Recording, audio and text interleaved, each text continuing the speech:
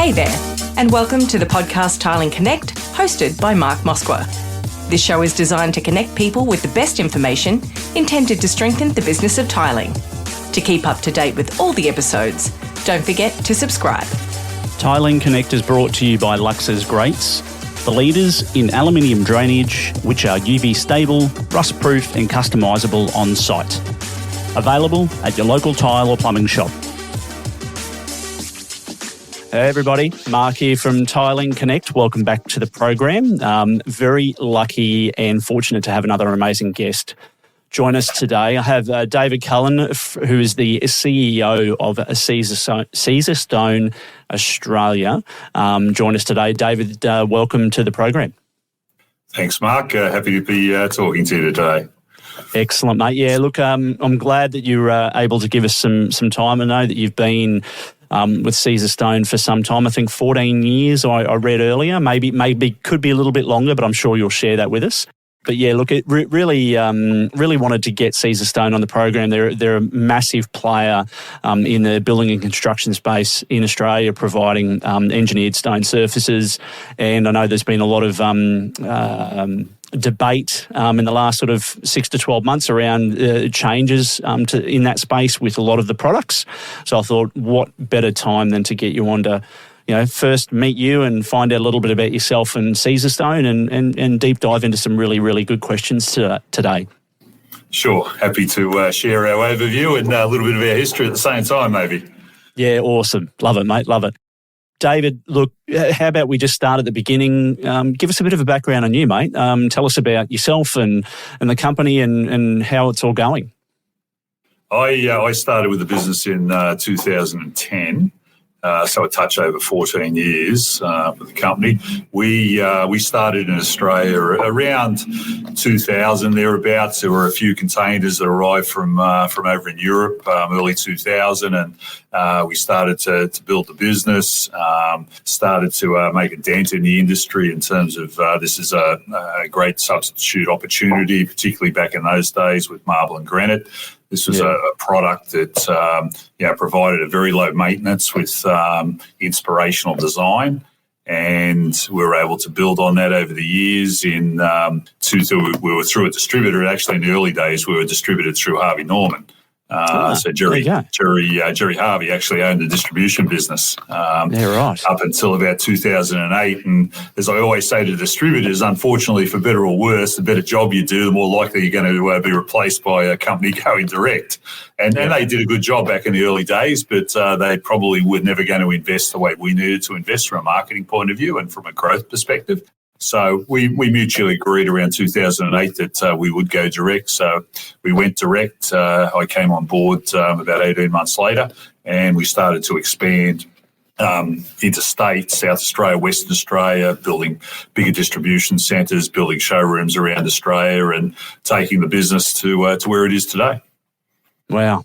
Yeah, that's incredible. Like making that transition from a distribution model to a direct model. Did you find that there was any particular hurdles that you had to get over that stood out during that transitional period? Oh, I think the main hurdles were probably just getting the market to understand what we're all about as a direct player as opposed to a distributor. And the message that I was putting out there is, look, we're more prepared to invest in the business moving forward. We're looking at it from a long-term perspective. Distributors often do great jobs, but they don't necessarily look at the business from a 10, 20, 30-year perspective because they're never quite sure where they stand in 10, 20, 30 years. So it was more about we're here for the long term. All the attributes that have made us successful to date, we're going to continue with. We're going to capitalise further. We're going to be more innovative. We're going to create more demand in the marketplace, which is a big part of what our role is to actually create demand with inspirational products and then drive that demand to our customers, whether they be builders, whether they be kitchen companies, developers, fabricators, etc., through the whole channel. Yeah, right. So I've noticed, on the website, I saw there that you're a global player, and the footprint's pretty massive. How does that how does the Australian position sit versus the global position in terms of reach and getting locations? I mean, are you in every state in Australia, and how does that look? Yes, we have a distribution centre in every state of Australia. We have usually 2 showrooms in every state of Australia, so that we can allow customers, consumers, allow builders, architects, retailers, etc., to drive their customers into those showrooms so they can see full-size slabs, they can see full-size kitchens, they can see latest colours, they can get the expertise from our showroom people. From a historical point of view, we've grown that year on year. So we tend to, with distribution centres, you tend to overcapitalise initially because you have to, and then towards the end of your lease, you haven't got enough space, so you have those challenges. But we do invest for the long term. We generally lock away a facility for up to 8 years, and then towards the end of that 8 years, we start to look at how can we develop further. But in terms of the market, we're the market leader in Australia. We arguably have, in excess of 40% market share. It's a difficult thing to measure. There's a lack of information. There's no import statistics. We actually get put in with, from an import point of view, put in with tiles. So, and there's a lot of tiles brought into the country. So it's very difficult to see true market position. But we have a good, decent understanding from penetration, etc., and from analysis in the market. The company itself started in 1987 in Israel. We commenced the category. So we started off with a tile business and then worked out that, it was very competitive in that space. And with the technical expertise, we ended up coming up with a quartz-based product, which had lots of fantastic attributes, etc. So we started. Australia today is the second largest subsidiary for the group. We're a public company. We're listed on the NASDAQ. We're number 2. America, as you would imagine, is number 1. But certain months we give them a run for their money as well at the same time. So the business has done well in Australia, but we've still got to keep working on it. There's plenty of competition out there and lots of challenges. And I suppose for all of us, the last 5 years or so, from COVID all the way through to the silicosis challenges and just the general market, building industry, etc. There's never a dull moment. Yeah, we're certainly experiencing a lot of ups and downs, and at the moment, particularly with silicosis and silica dust and all of those sorts of things, and on the back end of COVID as well.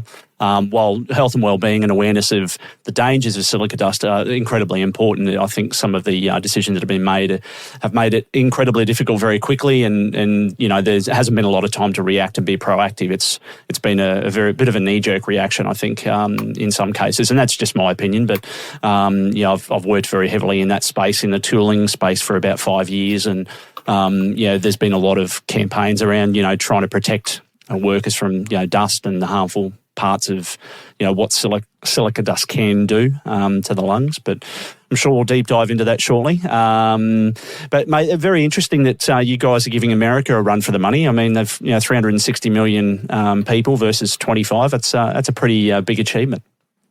Yeah, so America is also obviously very competitive because of the size of the market, etc. And we're well established. We started about 5 years earlier in Australia, and what we tended to do in Australia is just try and add more value every year to the business, and try and keep increasing penetration in the market, increase market demand, increase recognition. So we've got it to the stage where most consumers, if they are looking for a brand in our category, the first name that they'll come up with generally is, and often the only name, is Caesarstone.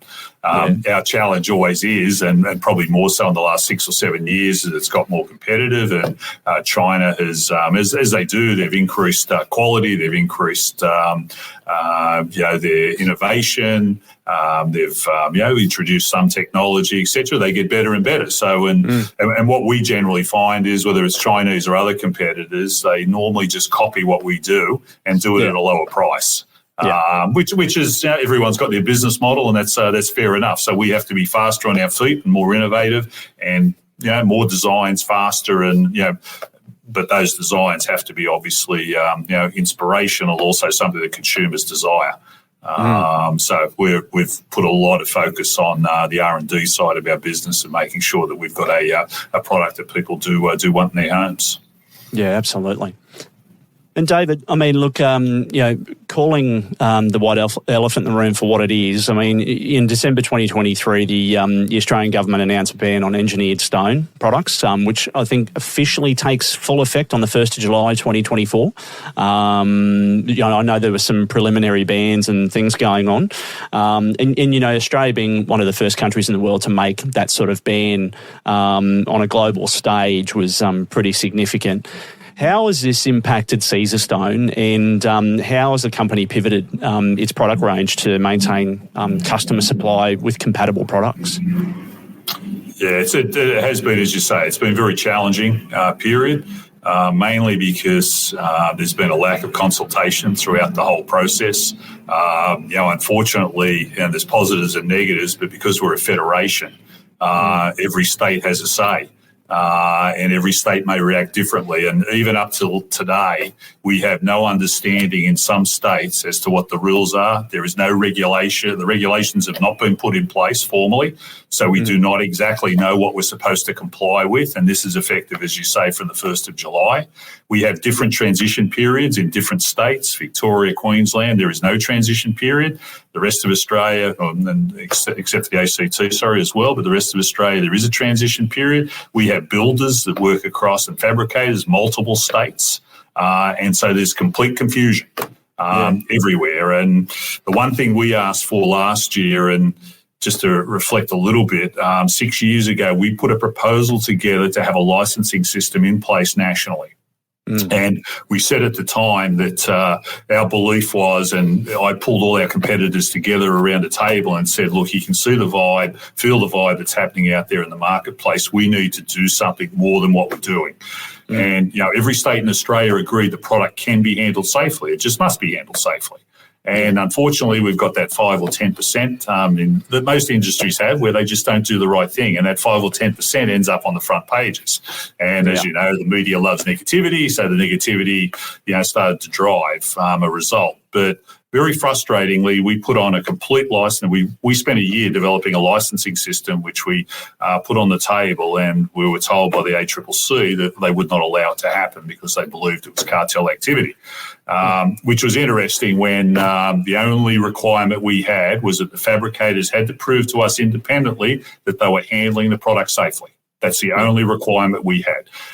We pulled together whole series of information, fabrication manuals in 7 different languages, training processes, online systems to educate fabricators.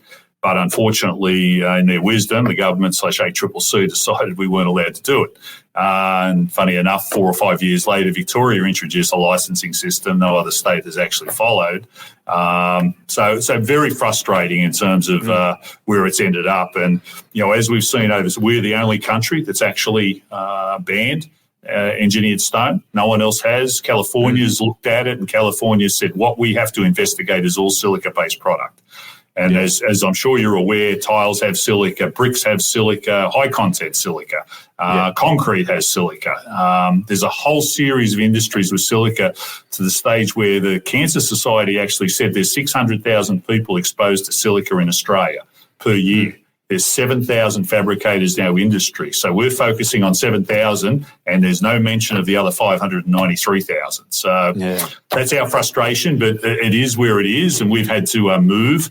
We've had a very difficult, costly 12 months where we've moved from 90% silica content to 40%.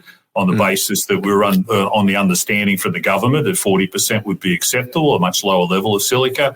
Then we were advised, okay, that's now not acceptable, and we started looking at 10% products. We moved to 10%. Then we were told, no, that's not acceptable. Then we were told 0 was the only option. And this was in October, November last year, with very little detail, with a 30 June drop-dead date this year.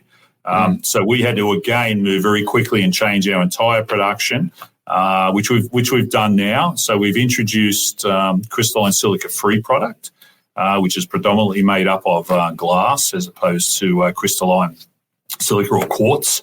And it is it's an amorphous silica product, so it won't give you silicosis. It still has dust, and we still educate people. Look, and what I've never quite understood is someone sitting in front of the media saying for 20 years I've breathed this in and I'm now sick and I can't believe it. It's very frustrating. It's like who does that?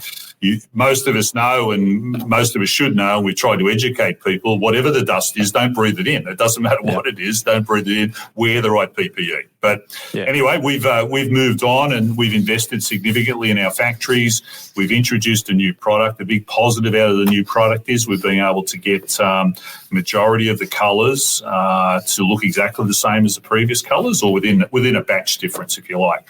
So we have 33 colours we've introduced from 48. They look extremely similar, if not exactly the same as the previous colours, which is now going to allow us to invest further in new technology and also new product development as we move forward. We have different options that we can look at and are looking at in terms of how we expand that range. So a zero product has been introduced, and we brought that to the market a couple of months ago, and we've sold quite a lot of products so far. There's no issues. The quality of the product is the same. The performance of the product is the same. In some cases, it's actually better than the old product. And it was a position, like our R&D guys said, it was almost impossible to get to zero and get the same benefits, because you can always produce a product, but if it doesn't perform, doesn't have that low maintenance positioning, and it doesn't look like a product that you want in your home, then consumers are not going to buy it. So we had to tick all the boxes, which we've done. Yeah, and I imagine that aesthetically pleasing part is massive in terms of trying to emulate what Caesarstone has been all about for the last 30 plus years. Yes, no, 100%. Probably the two big things are, ease of maintenance in your home and a fantastic looking bench top that performs. It's scratch proof. It's non-porous. That has all the attributes of the previous product, which is what we've been able to do and achieve. So that's been a great result. At the same time, about 2 years ago, we launched a porcelain range. So we've got upwards of 30 plus colours now in our porcelain range, from 12 mil through to 20 mil in a variety of colours and finishes, which has also been, very positive. So between our porcelain range and our zero range, we think we're in a very good position. It's been difficult getting there, but we're there now. We're moving forward, and I think one positive out of the whole thing, outside of all that, is just the fact that it takes it off the front pages. We could never win that emotional battle, unfortunately. As much as we've done a lot in the industry, and no matter what we've done, you look back and say, well, we should have done more, and maybe we should have fought the ACE and Triple C, and we should have done a lot of other things, but in hindsight. But we're now moving forward. I think the industry now can move forward with a high degree of confidence, and we're not so concerned about that negative front page, I suppose, that does some damage to the industry generally. Yeah, absolutely.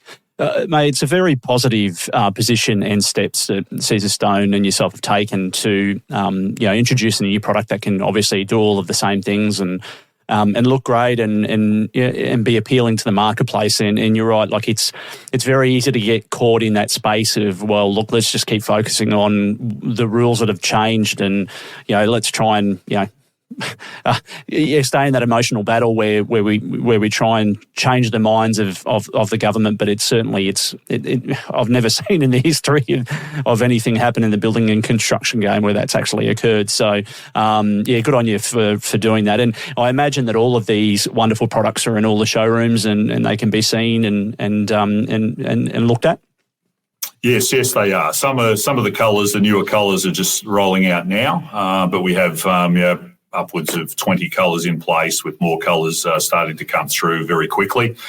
So between now and the end of probably September, we'll have the full range. What we've done initially is, and we've always had the biggest challenge because we're the biggest player in the market, so we have the most volume that we have to protect. So I took a view of making sure that we could cover 85% of the market, and a big percentage of it is in certain colours and certain price points. So we made sure that we could cover that 85% to protect our partners. And if there's a small number of reselections because of that 15%, then so be it. But at least we've covered the volume volume of the market and taken most of the pain off the table. But it's been a big education process as well because of what's happened and the sceptical nature of people in terms of, what the government's done and the lack of communication and uncertainty. People tend to stand back and they get worried about this is a new product, and it is actually a new product. So they want to know more about it. They want to know that the testing has been done, which we've fully completed, and we've done it in Australian labs rather than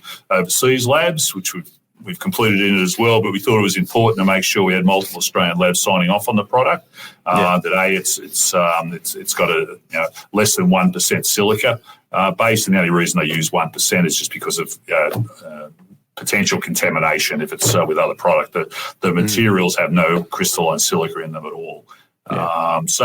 We've gone through all that, and as we say, it's positive moving forward. And there's not much you can do about the past. As frustrating as a lot of it has been, and when you have your politics, but when you have a complete Labor government, you got a CFMEU on top of it, then you're not going to win that battle. So, no. It's a tough one, mate. I lived in Victoria for 2 years during COVID, and there was as many battles being played out on the field then, and no one was winning but Labor. So it was. You probably didn't see much of Victoria in that 2 year period, I imagine. No, look, I became quite accustomed with the four walls of the house that I was living in at the time of the unit, and unfortunately they're all white, so it felt like a bit of an insane asylum. So it was, frustrating time. There was a lot of self-reflection in that 2 years. I don't know how much came out of it, but I'm alive. I'm alive today.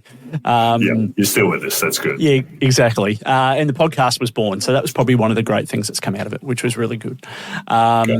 Mate, look, I imagine that through that journey and implementing these new products, there would have been, and because of the fast approach of changes in legislation, you would have been sitting on a whole bunch of stock. So, was that a revenue buster for you guys, or were you able to shift that into another market and try and keep costs expenses low on that piece?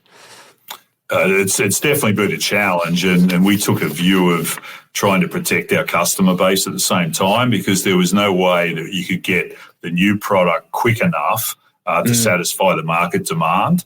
And as such, we took a view of bringing, others decided to stop bringing silica products in and to wait. But the problem was the market's still there. People still want their kitchens put in place.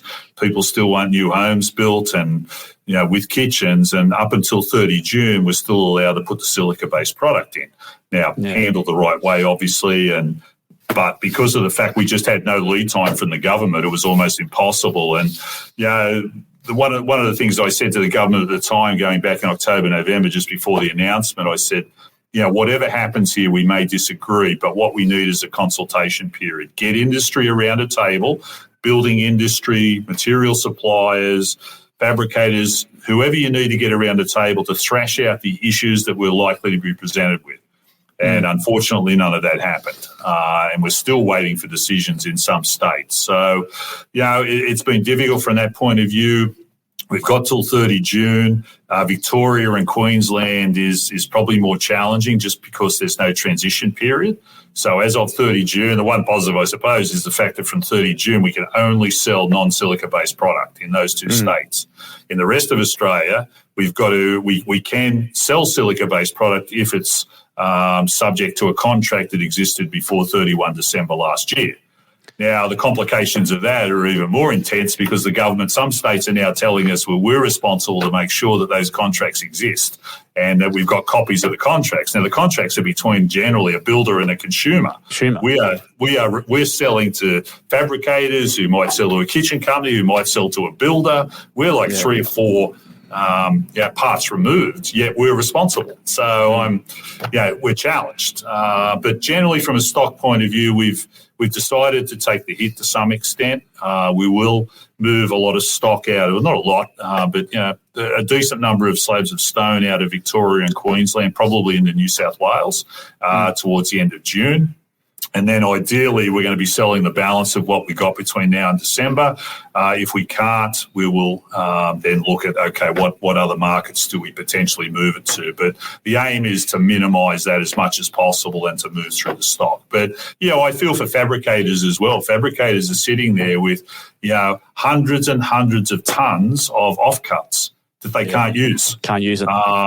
And stock potentially that they also can't use. And you're talking, 1,000 fabrication companies in Australia who are going to be caught, and there's no government incentive credits or anything to support them through that process. And, from a training point of view, we're the only ones that have done training. My friends in the unions talk about, their support of the industry, etc. I'm not aware of one training program that's been put in place other than the training programs that we're putting in place, which, again, is one of those frustrating topics, but it is what it is. And we'll move through the stock and we'll move through the transition. And, overall, I think, we'll be a better business, but we've had a lot of ups and downs. Yeah, absolutely. David, how big is a workforce in Australia that you're currently leading?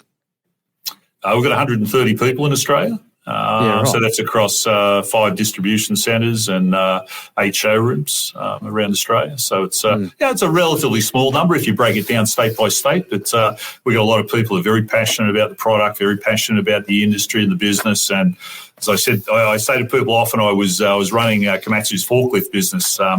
Before I started with Caesarstone, and you sit around the table at dinner and people would ask you what you did. Well, I'm running a forklift business. They go right next. Now we sit around the table. What are you doing in the kitchen business? Who do you work for? Caesarstone. I've got Caesarstone, and it's one of those subjects which people get very emotional and passionate about, which is exactly what happens with our people.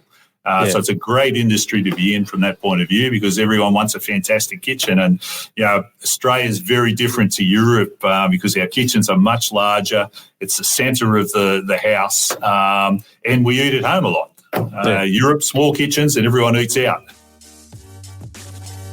A brief word from our sponsor. Are you looking for a water drainage solution that serves its purpose and adds a touch of elegance to your space? Lux's Grates are here to revolutionise your indoor and outdoor applications.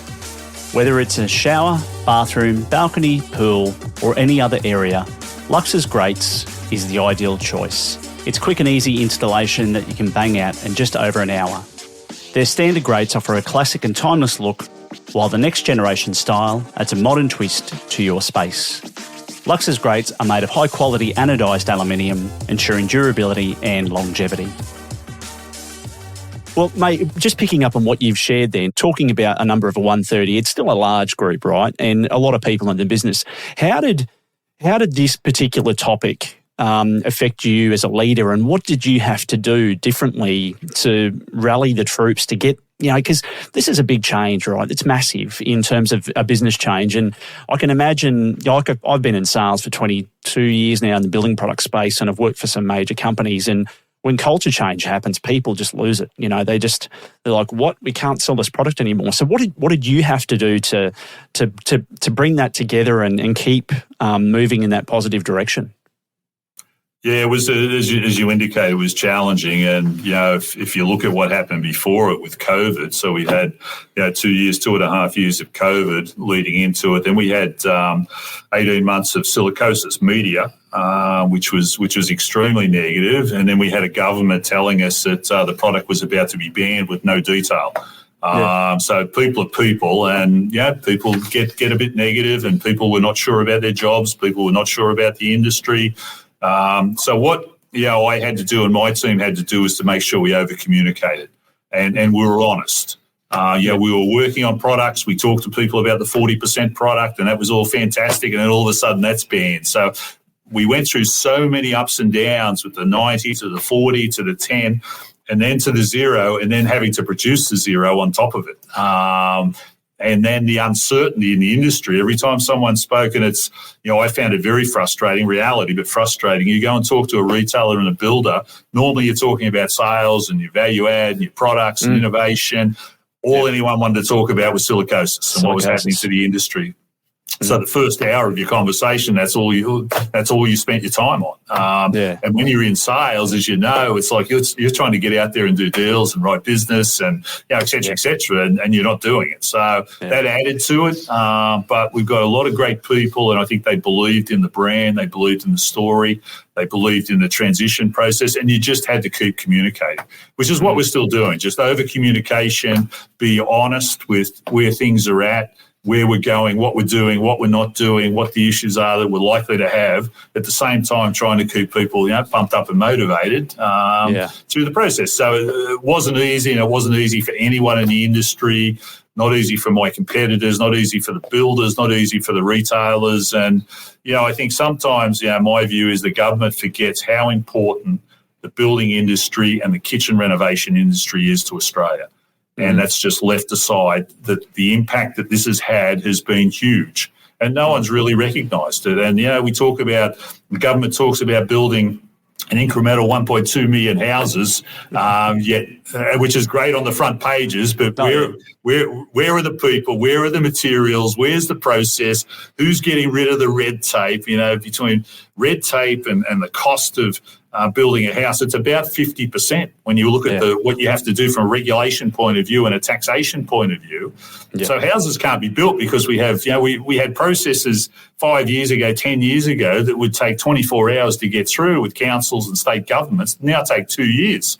And their solution is to put more government bodies on top of government bodies. And no one makes a decision.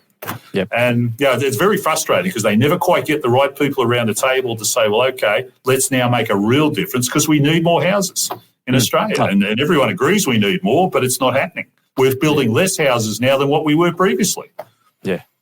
Yeah, and I mean, I think the statistics came out last month or the month before. I think it was about 14,500 building approvals in June or May across the country, which is horrific. Such a low number. So it's certainly not going in the right direction, that's for sure. No, exactly. They've got to recognise, if they need to bring immigration in to get skilled labour, they need to bring immigration in. But then they've got to work out, well, okay, you bring the immigration in to get the skilled labour, they also need housing on top of it. So it can magnify the issue, but you've got to address it and address it constructively and realistically. Yeah, exactly. Well, David, talking about the new products that you've got in range, and just in a comparison, obviously Caesarstone being market leader in what it does, but with the products that you brought in today, how do they compare against your competitors? And are there any distinct advantages of the Caesarstone products versus your competitors that stand out? Look, I think the thing that I say to our people, and you look at industries as they mature, we all start to look like each other because everyone's copied all the good parts about what everyone does. And what I say to our people are, there's maybe a dozen different things that make a good distributor, from, technical support to backup to being responsive to customers to distribution, holding stock, all the things What we have to do is do all of those 12 things better than everyone else. And on top of that, what we've got to be is continue to be the most innovative company in the marketplace. So we're continually coming up with colours that differentiate us and our competitors. And some of that might be technology, but a lot of it is colour development. And, I really get inspired by classical marble. And, I think, and we're not trying to replicate marble products, but we look at marble and say, look at some of the quarries and say there's just some unbelievably magnificent products that we can come and be inspired by and introduce in an affordable way to a consumer in Australia, which I think is the big thing that we've done over the years, that we've made this a very affordable product. And we're a small part of the cost. The fabrication side of it is a big part of the cost. It's usually about 2/3 of the cost versus the material.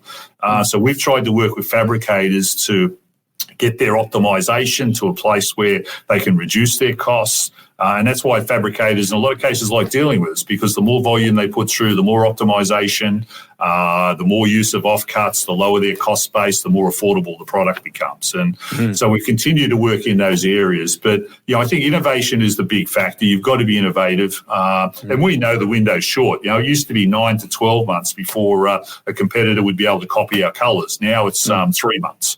So we've got to move quickly, and we've got to tick all those other 12 boxes better than anyone else.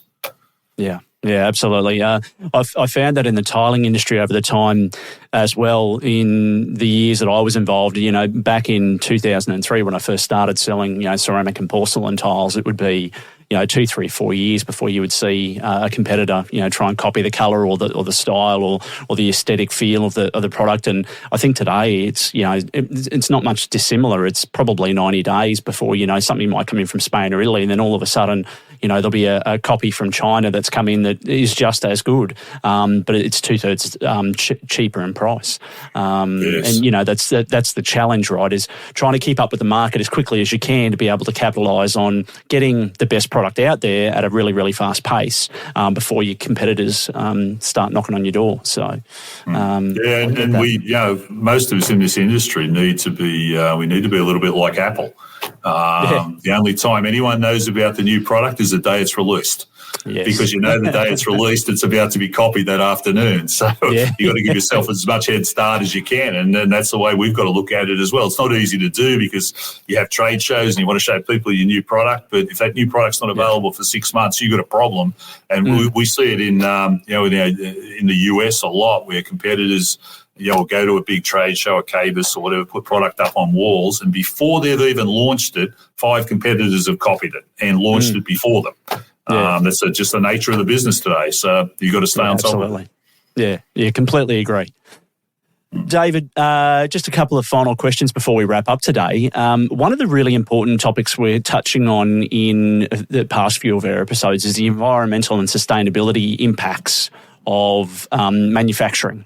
Are there particular things, or what particular things are Caesarstone doing at the moment or have been doing recently to address both of those sort of areas of the area of, I suppose, challenging topics that we're facing in the world? Yes, it's a big subject, and it's something that we're focused on as a group internationally, and as a manufacturer even more so. So what we've looked at is what's our statement from a sustainability point of view, what's our statement from a recycling point of view, and maybe one advantage of a few out of the transition is the fact that we're now using recycled glass predominantly in our product. So that, from an environmental sustainability point of view, is a fantastic step forward. And what we then look at outside of that is everything from a manufacturing point of view to a transport point of view to just general distribution, our showrooms. What can we do that's going to help the environment, that provides that, that greener future, I suppose, which is, it's never easy. And, we can all produce 300-page reports, which a lot of us do, I suppose, in reality, but it gets down to what are you actually doing? So what we're looking at is and focusing on, things like water recycling, which we can control, the glass recycling with our factories, what we do from a transportation point of view, whether it's electric, whether it's other options, and they're all got positives and negatives with them. And some of your things are positive today, someone's on the front page tomorrow is a negative. So you're always trying to work it through. So we just try and simplify it a bit and just say, look, there's 3 or 4 key areas that we think we can work on from a sustainability point of view. And recycling is obviously one of the big ones that we're focused on, and this transition has given us an opportunity to move even further in that direction. Yeah, nice. And look, it's you're dead right. There's so many different reports out there from many different companies, and I think everyone has a heart of gold when they put pen to paper and they're trying to work out how can they actually have the best impact. But certainly the spin-off from those reports is that there is so many other, impacts along the way that can influence whether or not it can be implemented. There could be job losses. There could be a whole host of other things that impact the business that are negative just to implement something that is a sustainable practice. So it's trying to find that right rhythm and balance in implementation. So I completely see that. I know how hard it must be for businesses today to do that. It's very difficult, and you just look at some of the changes in the housing industry, and look in Victoria with the NCC, which is will become national at some stage, and discussions around gas usage or non-usage. The house prices with the recent changes for first homeowners has gone up 25 to 30,000 in Victoria. They've almost become unaffordable. It's tough at the moment unless we're helping our kids. It's very difficult, and every time the government puts in more regulation, and look, I sort of get it. And as you say, there's a balance. There's a balance between sustainability, recycle, all the good things, all the green things, all the things we'd like to do, but there's also affordability of housing, and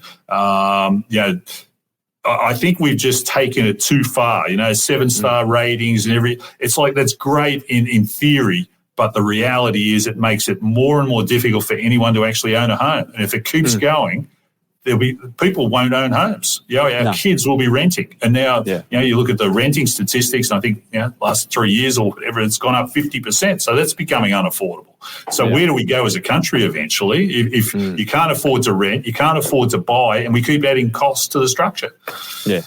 Yeah, it's a tough space. I mean, I volunteer for the SES up here in Queensland, and I was having this exact conversation 2 weeks ago because we do weekly training, and a young fella who's in his late 20s, he and his partner who are about to get married, they want to have kids. I think he said they put in 29 different offers in the last 6 months for places, and they've missed out every time. And they're looking at, just 2-bedroom units for $500,000. And 29 offers. And the other part of it is people just get so disenfranchised with the process, they just give up. And they just go, you know what, what hope do I have of actually owning a property ever? We may as well just hang on to that money and do something else, which doesn't give the industry, it doesn't surround the industry with positivity because then, we've got complete shifts occurring in how people live in the country, and that has impact on a flow-on impact on everything that we do and every building product that's produced or manufactured and sold in the country. So it's certainly there's no easy answer, but certainly the action needs to be different than just let's have 7-star green rated projects everywhere, and we'll look great. As you said, you said a number of times, looks great on the front page, but then behind the scenes it just doesn't work. Yeah, we don't. We don't want to end up in a nation where if you went back 20 years ago, 30 years ago, everyone's first desire was to own their own home. And we're starting to educate, the generation under me and there's 20-year-olds, etc., that it's impossible. It's unaffordable, impossible. And so they will give up. They'll travel overseas, do whatever they need to do, etc. And they just won't have that dream anymore, which I think is just wrong. Yeah. So we've got to find ways to, try and tick some of the boxes, but never all the boxes because it's impossible. And balance it out a bit better. And, I think one of my frustrations in business and probably personal life is just the minority wins every time. The 1% beats the 99 every single time, no matter how ridiculous the 1% is, it wins. Which a lot of times causes the wrong solution to be put in place, and people should stand up more and say, well, we'd like to do that, but we can't. It makes no sense. No? Yeah. Practically. Yeah, practically. Exactly. Well, touching on that, mate, before we wrap up today, 2024, I know we're nearly nearly halfway through. Any big BHAG moments for yourself? You got any big plans and goals for the year? And well, firstly, I'm going to Greece in 2 weeks, so there you go. I'm excited. I'm excited by that. I've never been. It'd be nice to get some warm weather.